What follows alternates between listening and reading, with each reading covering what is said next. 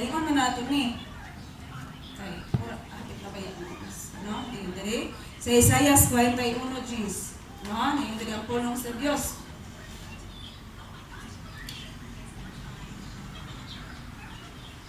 Ayan siya sa Gs.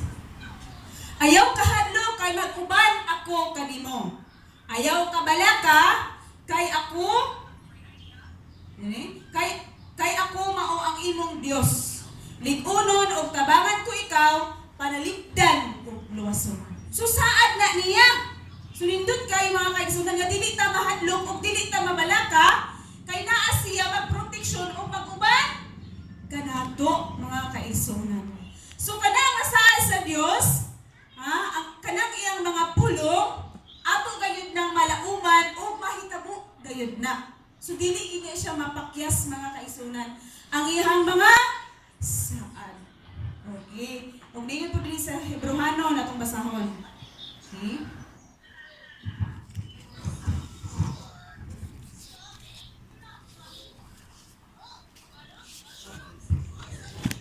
Uno, 3, naging ang pulo sa Dios. Sa 3, naglarawan siya sa himaya sa Dios kung hiya gayud kaniya ang kinaiya sa Dios. Siya mao'y nagkupot sa tibuok universo. Pinaagi sa iyahang gamhanang pulong. Tapos niya hugasi ang mga tao sa ilang mga sala. Milingkod siya sa tuo sa Dios dito sa langit.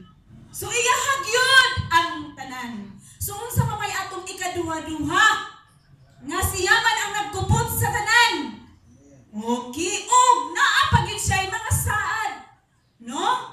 Muna mga kaigsunan nga dili gayud natong kaduha-duhaan ang atong pagsalig o pagtuo sa tumbig nga Dios.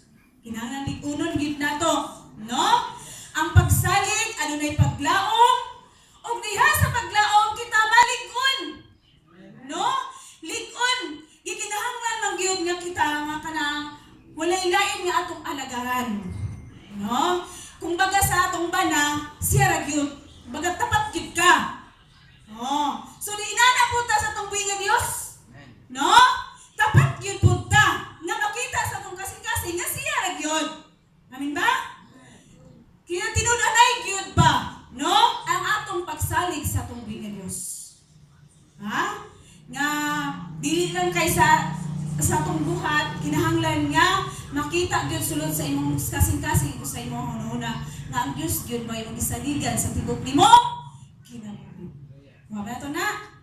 Manginaot ko mga kaigsuonan nga kana maka-inspired na sa atong ang pagkinabuhi isip nga mga anak sa Dios mga kaigsuonan, no? Na kung sulayon man ta, no, tintalon man ta, igsuon tindog yun, no? Ayaw gyud og kaluya. No? Kinahanglan ang imong pagsalig sa Dios magpabilin gayud kana. Amen ba? No? Magikinahanglan nga musunod gyud ta sa mandog sa Dios. Kay kung naigugma ta sa Dios, ato siyang sundon. Kay kung nagsunod ka, imo po siyang gihigugma. Ana naman na, no? Okay. Kung nasunod ka, gihigugma nimo. Kung gihigugma nimo siya, imo po siyang gisunod. O, kuha na to. Okay, so sa Salmo 18:25 atong bansahon.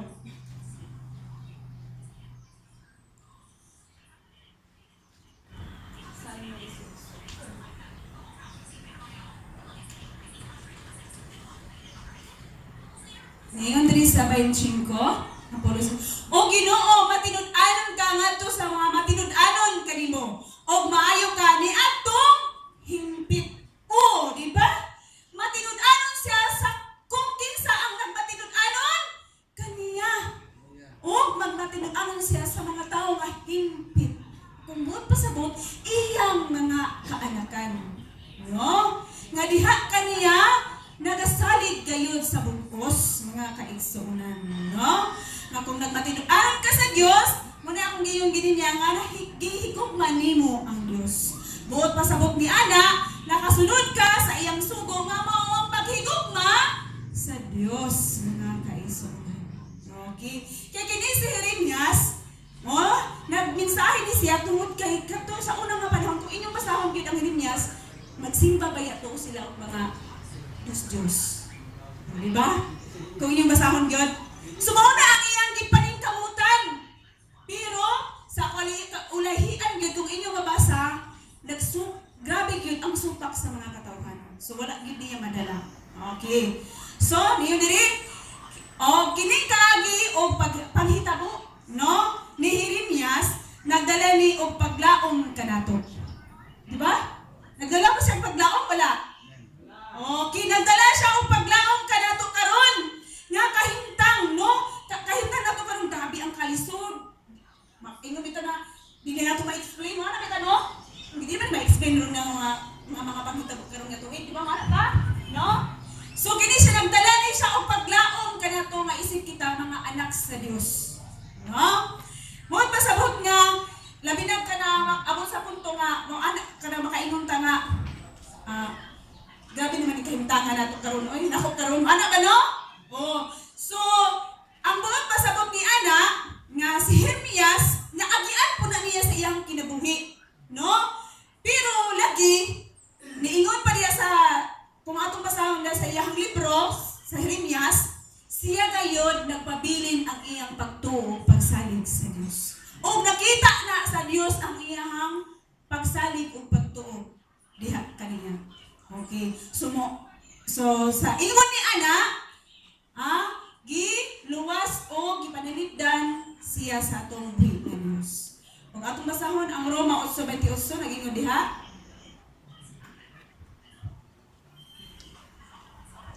Roma 8:28. Kini nga ng pulong sa 28. Nasayod kita nga diha sa tanang butang nagbuhat ang Dios alang sa kaayuhan ni atong naigugma kaniya. Okay? Katong iyang mga tinawag sumala sa iyang katuyuan. So gigugma gid niya ang iyang mga kaanakan nga nahigugma pud kaniya. So mo na mga kaigsunan no? Nga sa atong kinabuhi bisan diha sa atong Pilipos 4 City ngayon diha ang kalinaw no ihatag ko kaninyo ana ba ano bisig ninyo butag kining kalinaw nga kalinaw man kaha mga nang dili man dagan nang pagsulay no ako ipasabot sa inyo kanang kalinaw nga buot pasabot sa atong buhi nga Dios no kitang tanan naa tay problema nga mga moabot no naagay mga pagsulay nga mabot sa tuwang kinabuhi. Pero kita nga mga anak sa Dios kanang problema ingon pa sa akong anak mo sa to isira ma mo sa to kanang dali nato siya masulbad tungod kay ana aman ang atong pangunahuna nga Kristohanon nga mga pangunahuna no nakasulay mo ana no nga kanang problema nga dili na sa problemahon no kay ngano man naaman ang kalinaw sa imong kasing-kasing ug sa imong muna. So, naana sa sulod sa imong kinabuhi ang kalinaw nga gikan sa Dios. Mao na akong buot nga pasabot mga kaigsunan. Dili kay mingog kalinaw nga ihatag kaninyo linaw na kaayo ang inyong kinabuhi.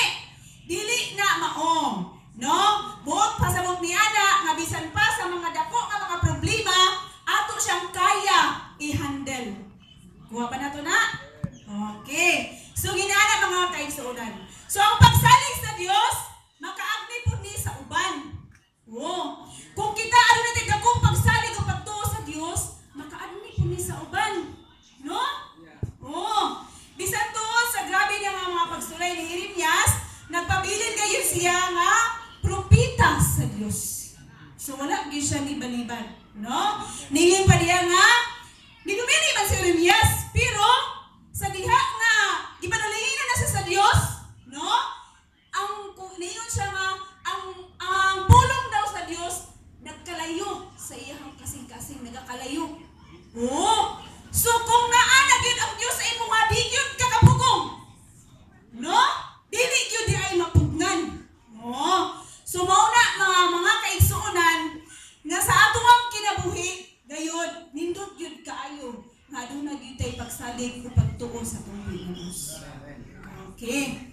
So muna mga kaigsuonan nga napabilin gayud siya, no? O diha sa pagtuo ano na tay mapaabot nga ganti. So dano na gyud tay ganti nga ato ang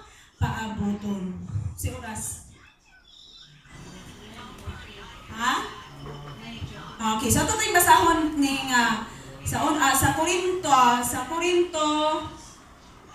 15:58. Ini sa Mateo na lang, Mateo 5:12.